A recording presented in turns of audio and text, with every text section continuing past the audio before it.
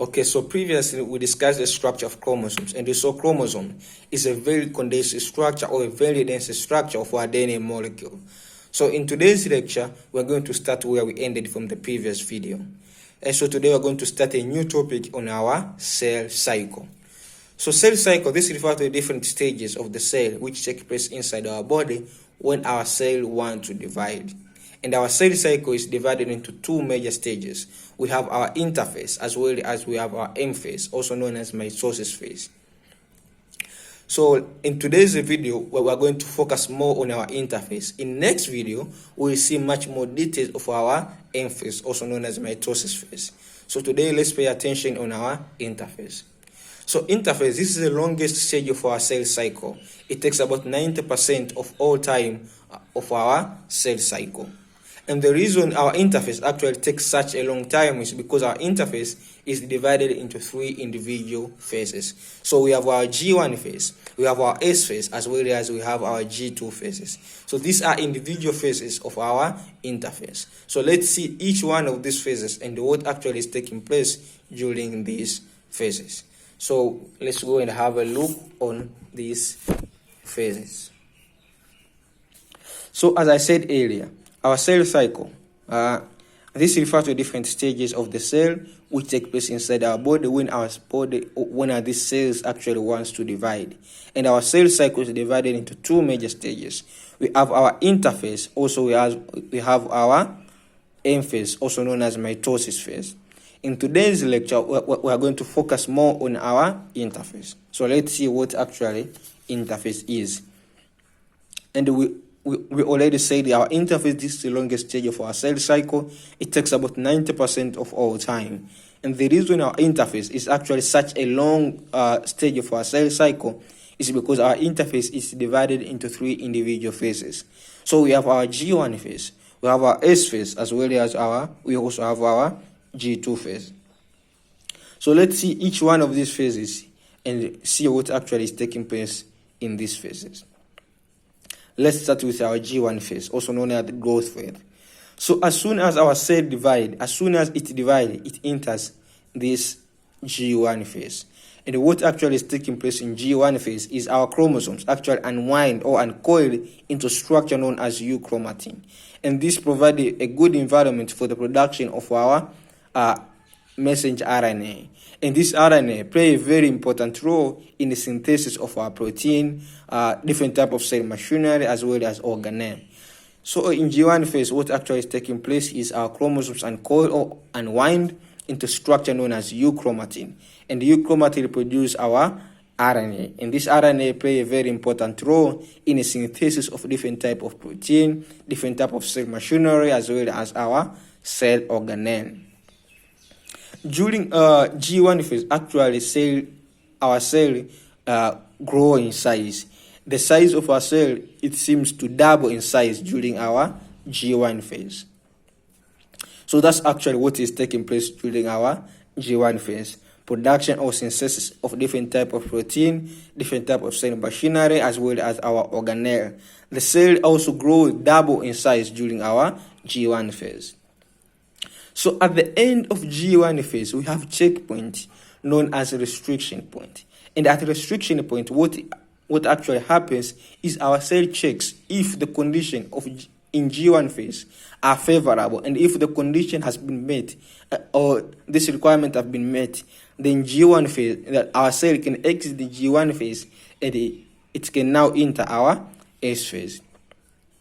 So at the end of our G1 phase, we have this restriction point, and what actually is taking place at this restriction point is our cell check if the condition is favorable, and if this requirement have been met, then our cell can exit the G1 phase and it enters our S phase.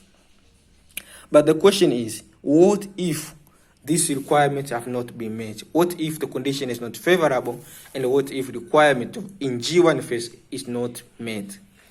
Now, what actually happens if the condition is not favorable and if requirements have not been met?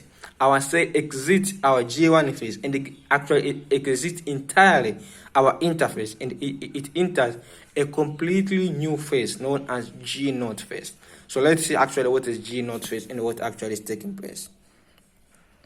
So if the condition is not favorable and if requirements have not been met, our cell exits our G1 phase and exits also entirely our interphase, and it enters a completely new phase known as our G0 phase. And some cells actually take a little time during our G0 phase. And what actually is taking place during this G0 phase is production of much more of this cell organelle as well as protein is taking place during our G0 phase. So during G0 phase, actually cell produce much more of this cell organelle as well as cell machinery and protein. And if the condition now is favorable and if requirements have been met, then cell can be allowed to enter our S phase.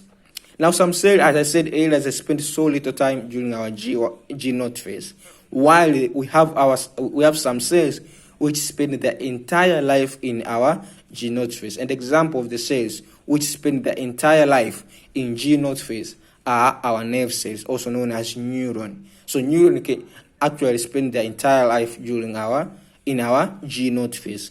And for this reason, our neuron or nerve cells cannot divide via mitosis. Okay, so if the condition is favorable and if requirements have been met, our cell can then allowed to enter a second phase of our interphase known as our S phase. And during our S phase, if our G1 phase was the growth phase, our S phase is a replication phase. So different type of protein still is synthesized, and different type of cell organelle are still continue to be produced. And all of these different type of cell organelle and cell protein actually is concentrated on cell replication. So all of this energy and all of this protein which has been produced during our G1 phase is spent for our cell replication. So in S phase, what actually is taking place is replication of our DNA. So in S phase, there is DNA replication. So as we said earlier, our body consists of 46 of individual chromosomes, and each one of these 46 chromosomes actually replicates into replicated chromosomes. So each of these 46 individual chromosomes in the which is present inside our cell is actually replicated. And our original chromosomes as well as replicated chromosomes is joined together in a region known as centromere. Now, when our chromosomes replicate and form a new chromosomes, as we see here, we no longer call it chromosomes. This is actually very important.